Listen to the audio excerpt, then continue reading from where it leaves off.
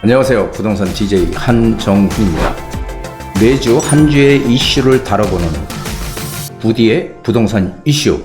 오늘 시간은요, 2025년 하반기 부동산 시장의 주요 변수 R114에서 조사를 해가지고요, 발표를 했는데, 2025년 하반기 부동산 시장이 과연 어떻게 될지, 거기에 대한 설문조사를 했습니다. 그래서 한번 그 내용을 가지고 준비를 해봤습니다. 자, 올해 하반기에 주택 매매 가격이 오를 거라는 전망이 응답자 49%가 오를 거라고 얘기했다고 해요. 그러니까 한마디로 10몇 프로는 하락할 거라고 하고요. 49%가 오를 거다. 거의 절반 가까이 오를 거라고 지금 예상을 하고 있다는 거죠. 자, 그 이유가 뭘까? 이렇게. 근데 이 중에서 가장 많은 분들이 선택을 한 게 핵심 지역 아파트 가격 상승을 꼽았다고 합니다. 핵심 지역 아파트. 그러니까 새 정부가 들어서고 나서 한강 벨트를 중심으로 해서 가격이 많이 올랐다. 거래량도 늘고. 그래서 신고가가 계속 갱신이 되니까 이게 매수 심리가 상당히 많이 좋아진 거 아니냐. 이렇게 지금 예상을 하고요. 그래서 가격이 오를 것이다 이렇게 얘기들을 지금 하고 있는데, 제가 보기는 그렇습니다. 이게 부동산은 항상 심리라는 얘기를 많이 하죠. 부동산은 심리다 이런 얘기 많이 하잖아요. 그런데 지금 그런 말처럼 규제가 대출 규제가 강하게 지금 나와 있다고 하지만 일단 심리가 살아있다는 의미죠. 그래서 이 현재 시장에서는 이 공급 부족에 대한 우려, 그리고 금리 인하라는 호재, 이런 것들이 시장의 호재다 이렇게 인식을 하고 있는 겁니다. 그래서 어떤 규제 대책에 대한 이 내성도 사실 상당히 많이 생겼다고 볼 수 있겠죠. 왜냐하면 문재인 정부 때 그렇게 수많은 규제를 26번인가요? 5년 동안 그 규제를 계속 해왔지만 그 규제를 보면 정말 기가 막히죠. 그러니까 옴싹달싹을 못하게 해놓은 규제예요. 그러니까 집 살 때, 가지고 보유할 때, 그리고 팔 때 전부 중과를 때려서 한마디로 집을 많이 가지고 있게 되면은 이익을 내는 것보다 오히려 세금으로 내는 게 더 많을 것이다. 그러니까 집 사지 마 이렇게 했잖아요. 그래서 이런 것들이 이미 내성이 우리한테 생겨 있다는 거를 얘기해 주는 거고요. 그래서 일시적으로 거래가 주는 소강 상태를 보이고 하는 거는 분명히 맞습니다. 왜냐하면은 이 대출 규제 효과는 단기간에 불과하다. 제가 이런 얘기 많이 드렸죠. 결국은 시간이 지나면 다시 오를 거다라고 사람들은 생각하고 있다는 얘기로 좀 해석이 됩니다. 이 매매 가격 상승 요인으로 기준금리 추가 인하 가능성, 과연 전망. 근데 이거는요, 제가 항상 말씀드리지만, 이게 기준금리를 뭐 인하하고 인상하고 하는 거는 이게 정책이 인하했다, 갑자기 인상으로 바뀌고 이렇게 바뀌는 게 아닙니다. 왜냐하면은 통화정책이라는 거는 한번 바뀌게 되면 길게 가는 거예요. 그래서 우리 가만히 생각해 보시면은 몇 년 전에 금리가 미국이 기준금리를 계속 인상을 했잖아요. 인상을 했던 이유는 뭐예요? 물가가 너무 많이 올랐어. 9.1%까지 역대급으로 몇십 년 만에, 30년인가 40년 만에 물가가 9.1%니까 엄청나게 오른 거죠. 그러니까 물가를 잡기 위해서 금리를 왕창 올린 거예요.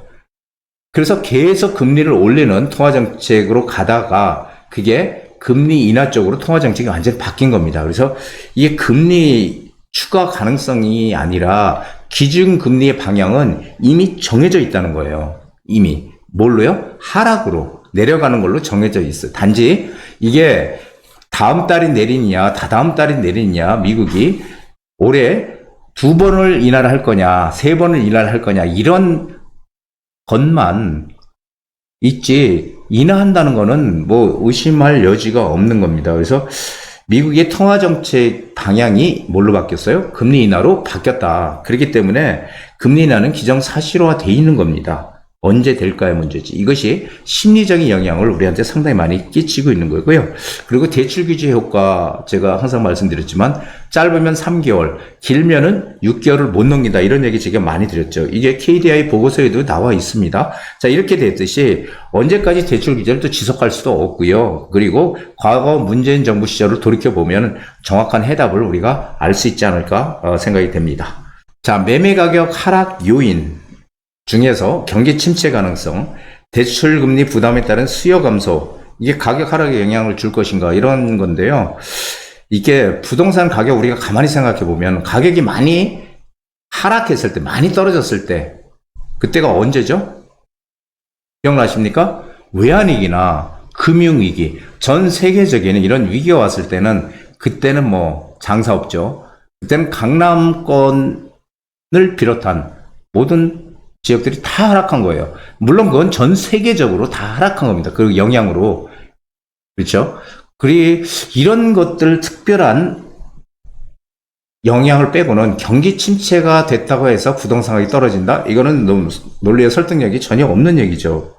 그러니까 이게 특별한 경우, 전 세계적으로 이런 어떤 외환 위기라든지 금융위기, 이런 어떤 전 세계적인 이런 위기 때는 다 떨어지지만 그렇지 않고서 가격이 일시적으로 하락을 했다 다시 올라가는, 약간 하락했다 올라가는 이런 패턴으로 같이 크게 폭락한 적은 없다. 그리고 제가 항상 드리지만 시장이 상승장일 때, 시장이 상승 흐름으로 갈 때 이 규제의 효과 너무 많이 올라도 안 되잖아요. 가장 바람직한 거는 물가 상승률 정도만큼만 올라주면은 가장 바람직한 겁니다. 근데 그 이상 오를 때는 또 한없이 오르잖아요. 그러니까 이번에 상당히 많이 올랐죠, 사실.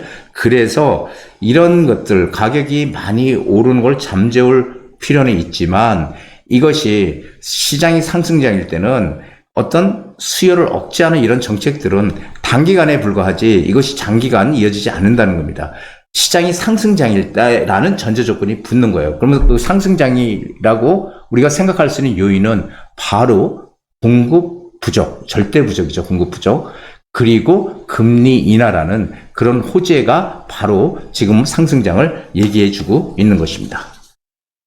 자, 대출 규제로 지금 상당히 매수 심리가 위축이 돼 있죠, 지금.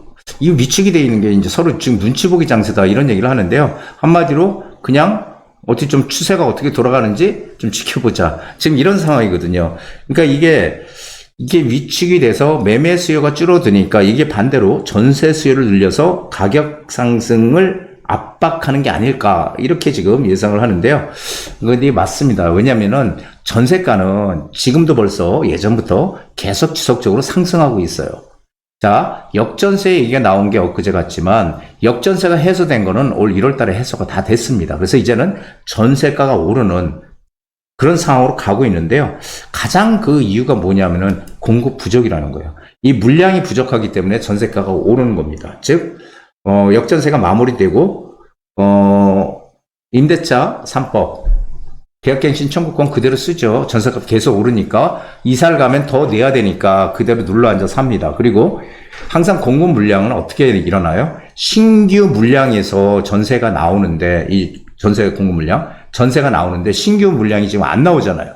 그렇기 때문에 거기서 전세 물량이 안 나오고요. 그리고 전세 물량을 늘리는 가장 큰 요소 중에 하나가 다주택자들이 집을 사서 그 사람들이 전세 물량을 늘려줘야 되는데 그것도 지금 막혀 있는 상황이죠. 그러다 보니까 올 하반기를 지나서 내년 상반기 요 상태에서 전세가가 크게 올라서 내년에는 본격적으로 전세란이 될 가능성이 일어날 가능성이 상당히 크다라고 저는 판단을 하고 있습니다.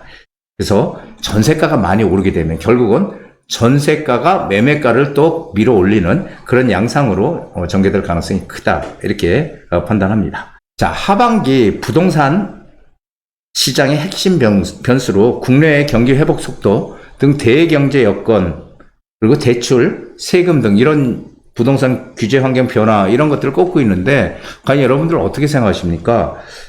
자, 부동산의 변수는 정말 다양합니다. 부동산은 뭐 하나 때문에 부동산 가격이 오르고 내리고 하지는 않아요. 그렇죠? 변수가 워낙 많기 때문에.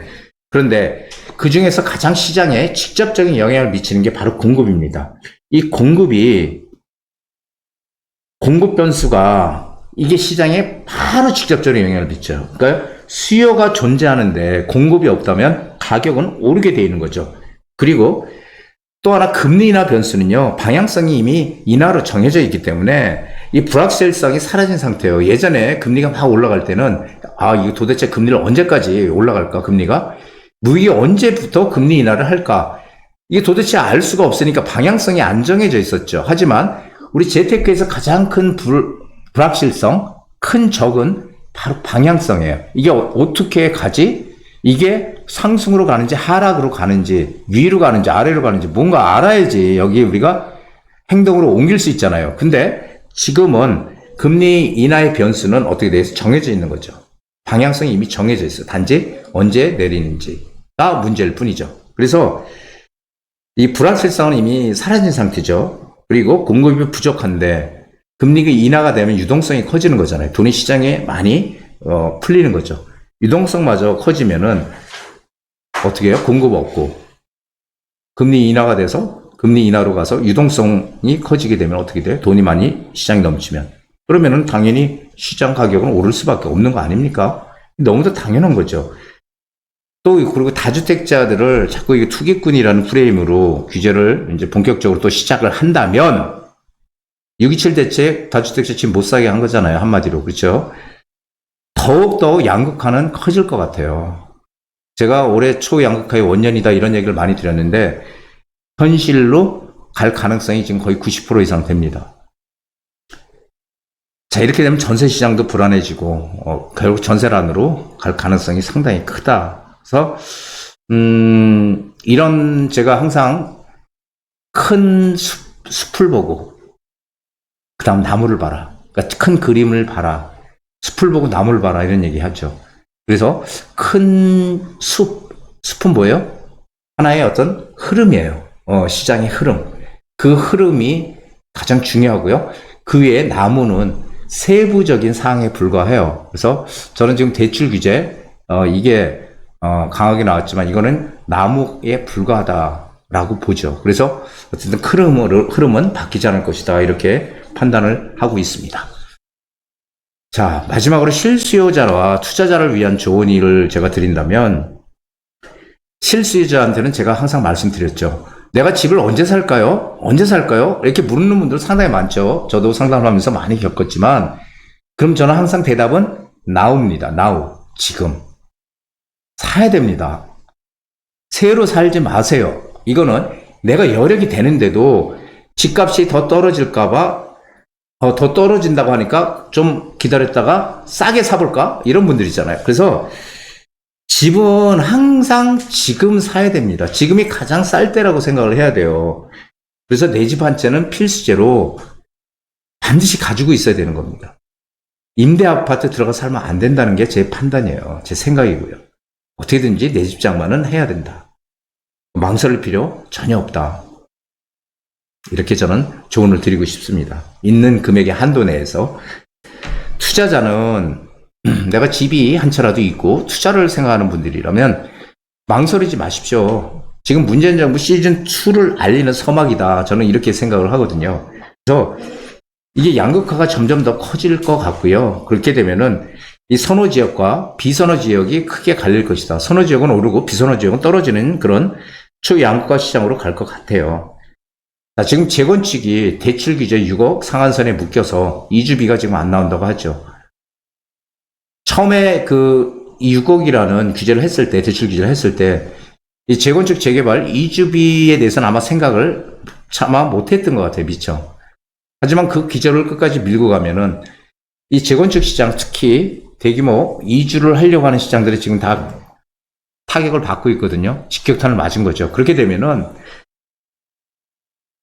민간에서 공급을 할 수 있는 두 축은 재개발과 재건축이거든요. 근데 재건축 시장이 지금 묶였다면 방법은 유일하게 재개발 시장 뿐이라는 겁니다. 재개발 시장은 상대적으로 뭐예요? 금액이 우리 재건축 아파트에 투자하는 금액보다는 상당히 저렴하다는 거죠. 재개발에 투자한다는 거는 빌라를 산다는 개념이 아니고요. 앞으로 아파트 지역, 좋은, 입지가 좋은 아파트가 될 수 있는 지역을 우리가 선제 투자한다고 생각을 하셔야 되는 거죠. 그래서 우리가 재개발 투자를 하는 거잖아요. 그래서 상대적으로 투자금이 작다. 예, 작기 때문에 2, 3억이면 충분히 투자할 수 있는 게 우리가 지금 현재 재개발 빌라입니다. 근데 문제는 재개발 시장도 지금 지정을 많이 해놨기 때문에 옥석 가리기를 잘해야 돼요. 그러니까 아무데나 또 재개발 시장으로 해서 투자를 하면 안 된다는 거죠. 왜? 지정은 지금 엄청나게 많이 해놨거든요. 그 많이 지정을 해놓은 데들이 다 진행이 될까? 한 번쯤 의심을 해보셔야 된다는 거죠. 그렇다면은 재개발 지역에서 가장 중요한 게 뭘까요? 우리는 항상 재개발 재건축 지역의 입지 가치를 가장 우선적으로 생각을 했다면 지금은 조금 다릅니다. 입지 가치보다요. 지금 뭐가 중요해요? 바로 사업성입니다. 사업성이 나와서 일반 분양이 많이 나오는 지역들, 이런 지역들은 무조건 진행된다고 보시는 게 맞습니다. 하지만 입지가 좋은데 사업성이 안 나온다 그러면 안 될 거다라고 보는 게 거의 확실합니다. 그래서 재개발 지역 투자, 사업성을 보고 투자하는 빌라를 투자해가는 이런 현명한 우리 시청하시는 구독자 분들이 계시기를 저는 바랍니다. 저 오늘 이슈 분석 여기까지입니다. 한정훈의 부동산 DJ에서는 여러분들의 고민을 기다립니다. 영상을 보시고 투자에 관심 있으신 분은 지금 바로 연락 주시기 바랍니다.